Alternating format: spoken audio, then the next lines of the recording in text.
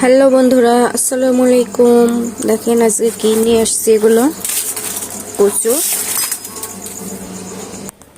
বন্ধুরা, এই যে ব্যাগের মধ্যে থেকে খুলে নিলাম কচুগুলো। এখন কেটে নিব। এই কচুগুলো রান্না করলে মজা লাগে, আপনার ইলিশ মাছের মাথা দিয়ে বা চিংড়ি মাছ দিয়ে, ছোট চিংড়ি। আর এদিকে পাতাগুলো তো শুকে গিয়েছে, আমরা পাতাগুলো নিব না, শুধু ডগাগুলো ছুলে ছুলে নিব। দেখেন কিভাবে ছিলি। বন্ধুরা, এই যে এভাবে সবগুলো কচু ছিলে নিব। আঁশ রাখবো না, এই যে আঁশগুলো ফেলে দিব, কারণ আঁশ সহকারে যদি আমরা কুটে নিই তাহলে কচুটা রান্নার টাইমে আপনার চুলের মতো থাকবে, ভালো লাগবে না খেতে, রান্না করতেও ভালো লাগবে না। দেখেন আমি সবগুলো কচু ছিলে নিব।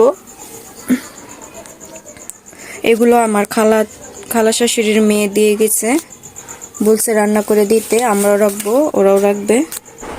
বন্ধুরা, এই যে এইভাবে কচুগুলো সবগুলো আমি ছিলে নেব। আমার কাছে কচুগুলো ছিলতে অনেক ভালো লাগে। এই যে এই কচু রান্না করলে অনেক ভালো লাগে। আমি ছিলে ধুয়ে পরে সিদ্ধ বসিয়ে দিব। এখন কোন দিন রান্না করে জানি না, সিদ্ধ করে ধুয়ে দেই দেখি। এখন তো চিংড়ি মাছই পাওয়া যায় না, ছোট চিংড়ি। আমার তো চিংড়ি মাছ দিয়ে রান্না করলেই ভালো লাগে। ইলিশ মাছের মাথা বা লেঞ্জা দিয়ে আমার তো ভালো লাগে না, কাটার জন্য ভালো লাগে না।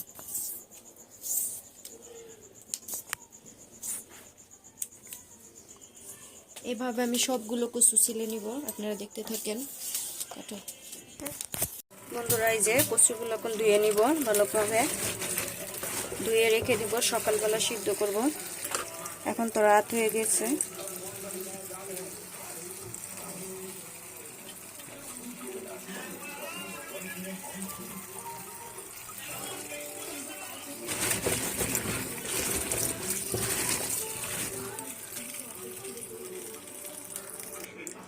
বন্ধুরা, এই যে কচুগুলো ধোয়া শেষ।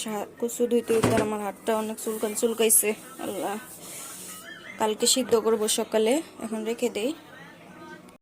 হ্যালো বন্ধুরা, আসসালামু আলাইকুম। দেখেন আমি সকালবেলা ঘুম থেকে উঠে আপনার বাইরের জন্য রান্নাবাড়ি করলাম, করে চুলা খালি আছে। এখন আমি এই যে কচুগুলো ভাপ দেব, এই জন্য বসিয়ে দিয়েছি পানি দিয়ে নিয়েছি।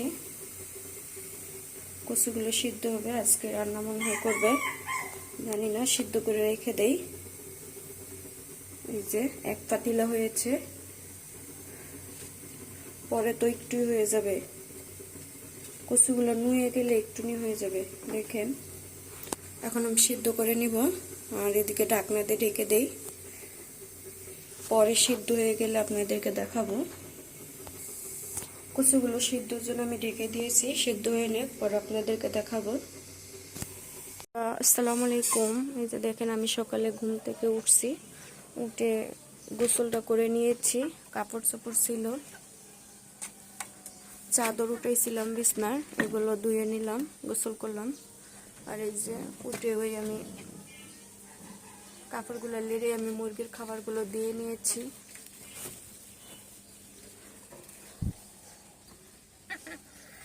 সবগুলোকে খাবার দিয়ে নিয়েছি। এখন আমার শাশুড়ি বাজার থেকে আসছে, আমার শাশুড়ি আজকে নাই, উনি বাজার করে দিয়েই চলে গেছে একটা কাজে। আমি আজকে কুটাকাটি করব, দেখি আজকে কি আনছে বাজার থেকে।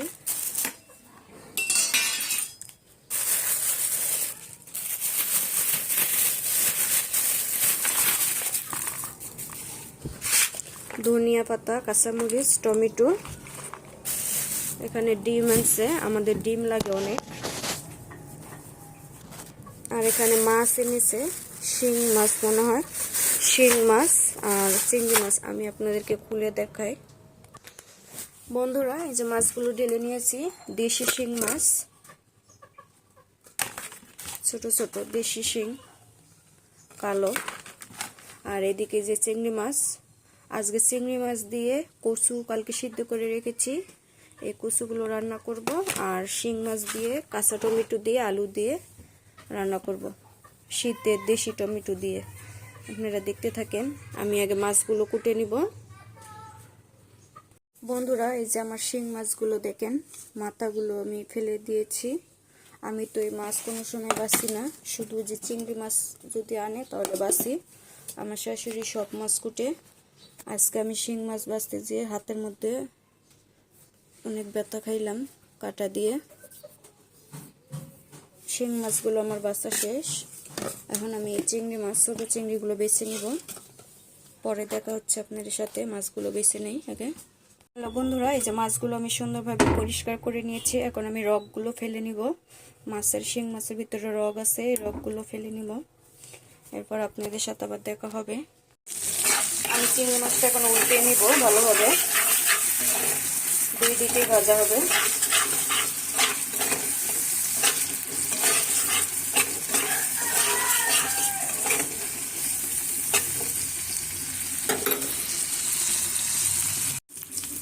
বন্ধুরা,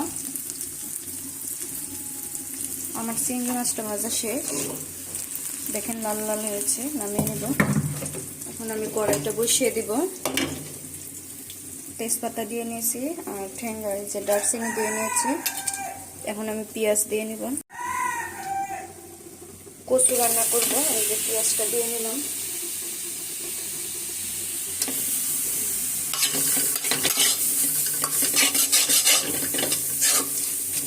তেল দিয়ে নিব। তেল দিচ্ছি, বেশি দিব না কারণ কচু তো অল্প। আবার এই যে চিংড়ি মাছ ভাজার মধ্যেও তেল আছে। একটু লবণ দিয়ে নিব। লবণটা দিয়ে নিলাম। পেঁয়াজটা একটু তাড়াতাড়ি হবে।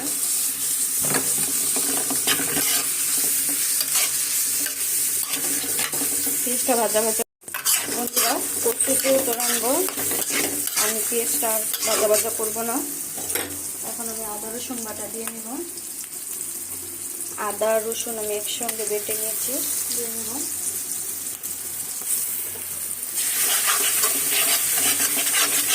মিশিয়ে নিই পেঁয়াজের সাথে ভালোভাবে। এদিকে আমার ভাতটা বলকুটে গিয়েছে।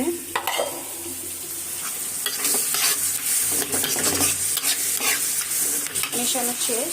আর এখানে আমি হলুদের গুঁড়া, মরিচের গুঁড়া, ধনিয়ার গুঁড়া, জিরার গুঁড়া, লবণ আর একটু মুরগির মাংসর মশলা দিয়ে নিয়েছি আর ঠ্যাঙ্গার গুঁড়া। এখন একসাথে সঙ্গে দিয়ে দিব। মশলাগুলো খুব একসঙ্গে নিয়ে নিয়েছি, দিয়ে নিলাম। পানি দিয়ে নিব সামান্য পরিমাণ।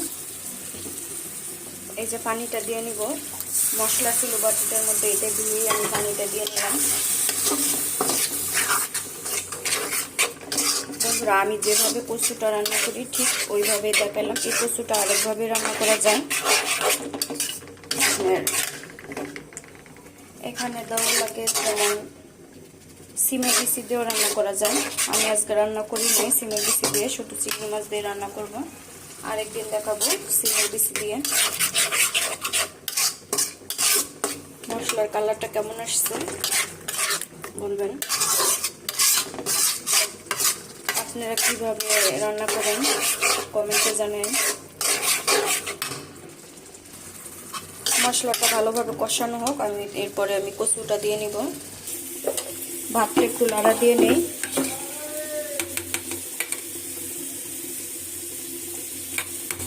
ভাত তো হয় না এখনো। এদিকে দেখেন আমার মশলাটা ভালোভাবে কষানো শেষ, তেল বের হয়েছে দেখেন। এখন আমি কচুটা দিয়ে নিব। কচু সিদ্ধ করে রেখেছিলাম।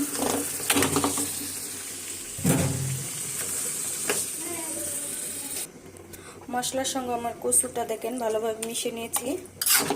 কচুটা হইতে থাকুক। আর আমি চিংড়ি মাছটা এখন দিব না, নামিয়ে নেওয়ার আগে আগে দিয়ে নিব।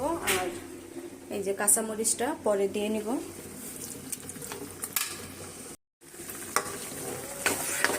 কচুটা ভালোভাবে লাগা দিয়ে নেই। আর এইদিকে তো আমার ভাতটা হয়ে গিয়েছে, এই যে দেখেন ভাতটা আমি নামিয়ে নিয়েছি। আর এখন আমি এই যে মাছ ভাজবো, শিং মাছগুলো লবণ হলুদ মেখে রেখেছিলাম। তেল দিয়ে নিয়েছি, তেলটা গরম হোক, মাছগুলো ভেজে নিব। কচুটা আমি লাড়া দিয়ে নিই ভালো করে।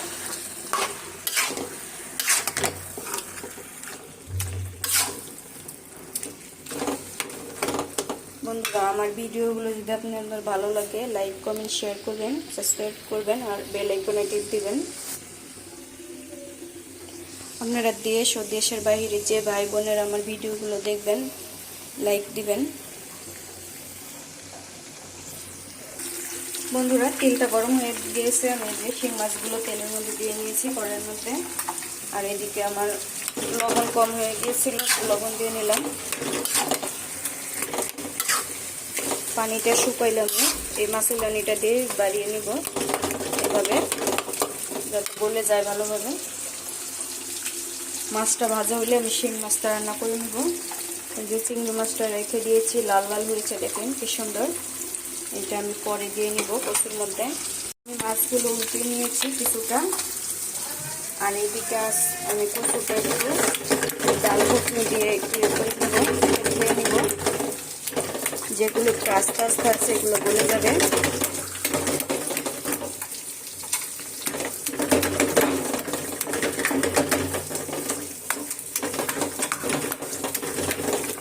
শেষ আমার চটলানো। কচুটা শুকনো শুকনো হলে আমি পরে চিংড়ি মাছটা দিয়ে নেব। বন্ধুরা কচুটা ভালোভাবে আমি বাইরে নিয়েছি, এটা দিয়ে এরকমভাবে বাইরে নিলাম। একটু আস্তে আস্তে থাকলে এগুলো গলে যাবে। আর এখন আমি এখানে কাঁচামরিচ আর চিংড়ি মাছগুলো কচুর মধ্যে দিয়ে নিব, দিয়ে ভালোভাবে লাগা দিয়ে নিব। এখন আমি টক দিব না, খাওয়ার টাইমে লেবু দিয়ে খাবে। এদিকে আমার মাছগুলো অর্ধেক ভাজা শেষ, দুইটা মাছ ছিল আমি একটু দিলাম। বন্ধুরা আমি মাছের সাথে কচুটা ভালোভাবে মিশিয়ে নিই। বন্ধুরা মিশানো শেষ, কচুর মধ্যে চিংড়ি মাছ শুকনো শুকনো হলে আমি নামিয়ে নিব। আসসালামু আলাইকুম। আজকে আমি দেখেন কচুর ডগা দিয়ে ছোট চিংড়ি মাছ রান্না করেছি। কেমন হয়েছে আমাকে জানান। এই কচু তরকারিটা খেতে অনেক মজা। আপনারা কে কে খান কমেন্টে জানায়েন। কচু তরকারিটা অনেক মজা হবে। আমার কচুটা রান্না করা শেষ, এখন নামিয়ে নিব কচুর ডাঁটা দিয়ে ছোট চিংড়ি মাছ। বন্ধুরা আমি ঢেকে দিয়েছিলাম, সরে নিলাম। লাগাতে দেখবো টমেটোটা গলে গিয়েছে, আলুটা একটু শক্ত আছে।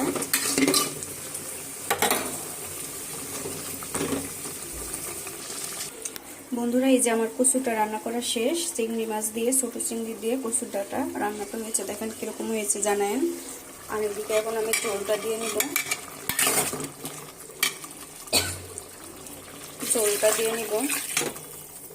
যেহেতু টমেটোর ঝোল, একটু ঝোলটা বেশি দেওয়া লাগে টমেটো আলু। এই যে আমার ঝোলটা দেওয়া শেষ, ঝোলটা ভালোভাবে বলক উঠে গেলে আমি মাছটা দিয়ে নিব। এখন ঢেকে দিলাম। কচুটা রান্না করা শেষ, আমার এখানে ভাত রান্না করাও শেষ। এই যে আমার তরকারিটা বলক উঠে গিয়েছে, এখন ভাজা শিং মাছগুলো দিয়ে নিব।